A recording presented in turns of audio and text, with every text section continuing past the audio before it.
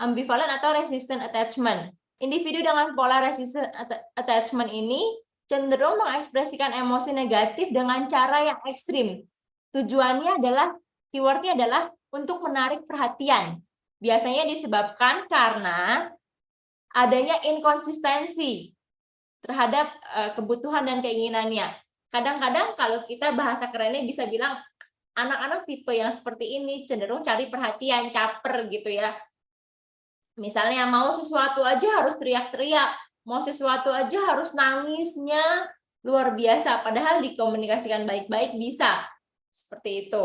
Atau misalnya saat dewasa gitu ya, akan bisa berkembang pada misalnya saat keinginannya tidak dituruti oleh pasangan, oleh suami, oleh istri, bisa saja ada kemungkinan untuk misalnya menghancurkan benda-benda sekitarnya gitu ya, lempar-lempar barang gitu. Pokoknya aku mau dibeliin tas merek A. Pokoknya kalau misalnya nggak dibeliin tas merek A, awas ya gitu.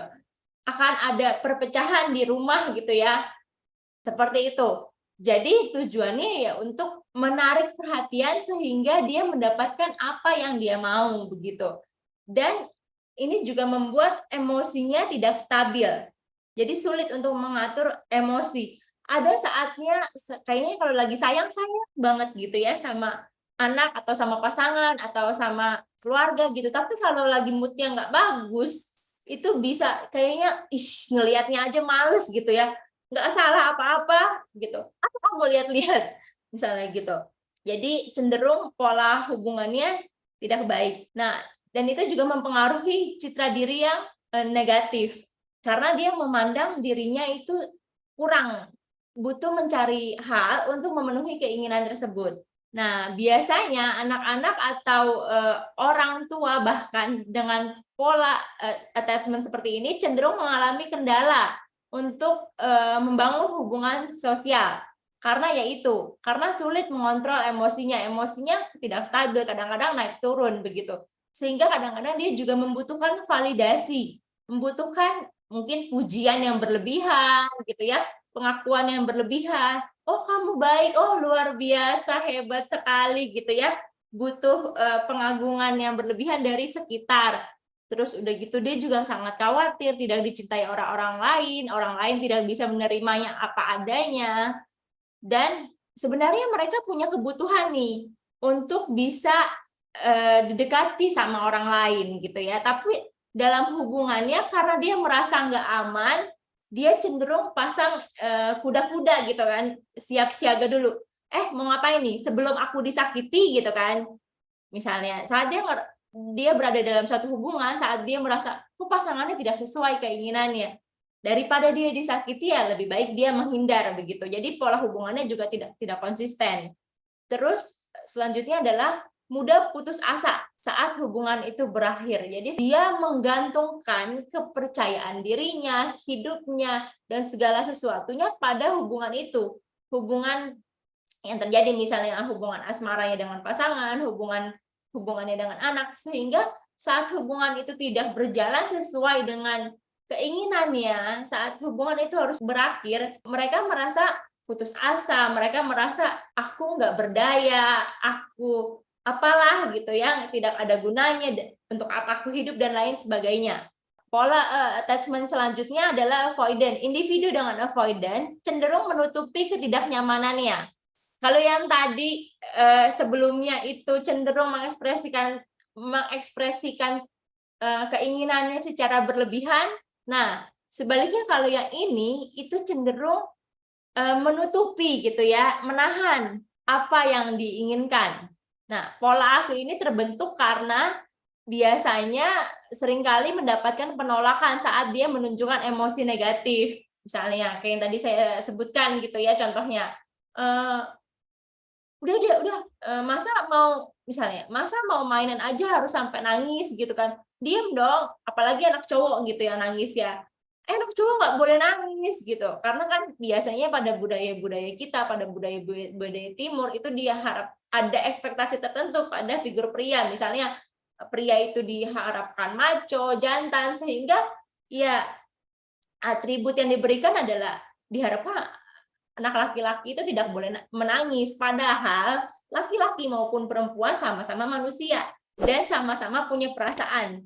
Saat mereka terluka, ya wajar sekali gitu kan. Bisa saja memang mereka menangis gitu. Cuma mungkin intensitasnya yang berbeda antara laki-laki dan perempuan, apalagi untuk laki-laki dan perempuan yang sudah dewasa.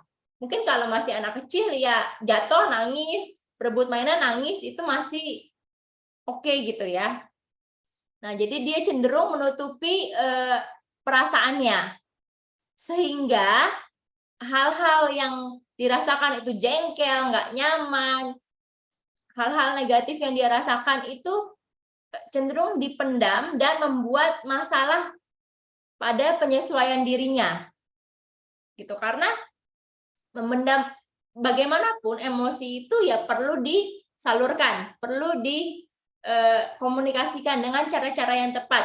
Bisa dengan verbal, begitu diskusi, atau misalnya dengan media-media tertentu, misalnya journaling, atau menggambar, seperti itu. Intinya emosi yang kita punya itu seharusnya disalurkan. Tapi kalau emosi itu tidak disalurkan, terus dipendam, itu ibaratnya kayak menumpuk bom waktu gitu ya. Kita akan lihat kapan dia meledak, seperti botol soda gitu yang udah mungkin mengalami berbagai guncangan gitu ya, berbagai gejolak, ya pasti mau nggak mau kan nanti soda itu akan naik ke atas dan jadi satu ledakan yang luar biasa, bahkan tidak bisa terprediksi begitu. Dan cenderung citra dirinya juga positif, tapi positifnya yang fake positif begitu kan. Cenderung merasa, gimana kabarnya? Oh enggak kok, aku baik-baik aja. Gimana keluarga? Oke, aku keluarganya harmonis gitu ya. Tapi di balik semua itu dia memendam keinginannya, ekspektasinya, harapannya, seperti itu. Untuk menutupi segala rasa yang tidak nyaman gitu.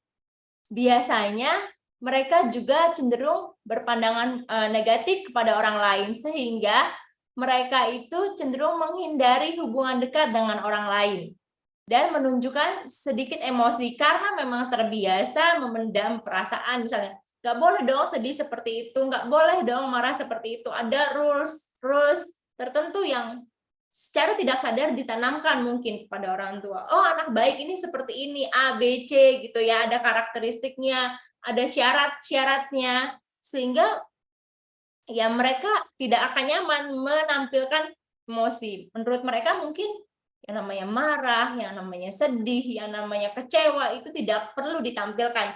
Jadi cenderung menampilkan emosi-emosi yang positif saja. Gitu. Akan lebih mudah bagi mereka menampilkan emosi-emosi yang senang, yang bahagia gitu ya, daripada emosi-emosi negatif karena tidak terbiasa. Serta mereka juga tidak mampu untuk bisa berbagi pikiran dan perasaannya karena tidak dilatih, sehingga mereka itu kesulitan. Aku mau ngomong tapi gimana ya cara ngomongnya gitu kan? Gimana ya supaya misalnya si A nggak marah ya, si B nggak marah ya? Karena kan biasanya dipendam. Saat mau ngomong itu jadi sesuatu yang sulit. Oke, pola selanjutnya adalah disorganized disorientation attachment. Biasanya individu dengan pola interaksi attachment seperti ini akan menyebabkan interaksi yang tidak normal gitu. Jadi antara dia si anak tersebut dan pengasuhnya itu ya tidak ada interaksi yang hangat gitu ya. Jadi ini yang sama sekali tidak konsisten nih. Kadang-kadang hangat, kadang-kadang pola interaksinya jadi tidak acuh gitu ya. Maksudnya tidak peduli satu sama lain. Nah, biasanya anak-anak dengan pengasuh yang punya masalah isu-isu mental tertentu, misalnya ibu yang depresi gitu ya, dan ibu yang mengalami penyakit mental lain, akan lebih kesulitan untuk bisa membangun hubungan dekat dengan anak-anaknya karena dia sendiri ya secara emosi pun gitu ya, secara emosi pun dia masih kosong. Ibarat kata botol gitu ya, ibarat botol itu saat kita nggak akan bisa mengisi gelas orang lain saat botol kita sendiri kosong gitu. Kita nggak pernah tahu gimana sih rasanya disayang sama orang tua, gimana sih rasanya membangun hubungan yang hangat sama orang tua. Dan akan sulit rasanya untuk membangun kedekatan dengan anak, kedekatan dengan pasangan, menunjukkan cinta yang sesuai gitu ya, memeluk pasangan mungkin sebagai ekspresi cinta, mencium misalnya sebelum tidur cium kening anak gitu kan. Oke, good night, have a nice dream gitu. Diselimutin. Itu akan sulit membangun hubungan-hubungan yang hangat seperti itu karena sejak kecil dia tidak pernah merasakan hal-hal seperti itu. Sehingga berpotensi punya masalah emosi, punya masalah perilaku, cenderung merasa kok nggak ada yang mengerti aku ya gitu. Dia punya kebutuhan tapi dia juga sulit menyampaikannya. Sehingga orang-orang di sekitarnya akan merasa sulit. Kenapa ya? Kok misalnya pasangan saya kadang baik, kadang bisa jadi marah-marah sekali, kadang bisa juga ya datar-datar aja, cuek-cuek aja gitu ya, bahkan cenderung tidak peduli seperti itu. Biasanya orang-orang dengan pola attachment ini akan punya pandangan yang negatif terhadap orang lain juga. Jadi punya pandangan yang negatif terhadap diri sendiri, bahkan dengan orang lain juga. Dia merasa tidak pasti, dia sulit mengambil keputusan. Karena biasa mungkin dikontrol, didominasi. Oh, hidupnya sudah ibaratnya hidupnya sudah ada skripnya, kamu harus ini, kamu harus ini, kamu harus ini, sehingga dia tidak biasa mengambil keputusan sendiri untuk hidupnya. Misalnya untuk memilih jurusan gitu ya, untuk memilih pasangan hidup, bahkan ada orang tua atau keluarga yang cenderung pokoknya saya misalnya saya nggak setuju ya sama pasangan kamu yang ini ya pacar pilihan kamu. Mama sudah menyiapkan misalnya, mama sudah menyiapkan pasangan hidup yang ideal gitu, menurut kriterianya mama, menurut kriterianya papa. Sampai sebegitunya bahkan mereka dikontrol sehingga tidak diberikan ruang untuk bisa mengemukakan pendapatnya. Dan ini juga membuat mereka sebenarnya ingin punya komitmen, punya hubungan romantis jangka panjang yang baik gitu dengan pasangan, namun mereka khawatir, mereka bingung gimana ya caranya gitu. Dan menunjukkan pola yang cenderung negatif bahkan antisosial. Ya udah daripada aku bingung-bingung udah mendingan aku cut aja, aku nggak mau bersosialisasi, aku nggak mau punya hubungan dekat dengan orang lain. Sebenarnya hal itu terjadi karena mereka meminimalisir gitu ya kemungkinan mereka untuk terluka. Jadi sebenarnya itu cara membentengi diri tapi yang tidak sehat. Selanjutnya saya akan share bagaimana tips-tips yang dapat kita lakukan sehingga anak atau remaja kita terhindar dari pola hubungan yang toksik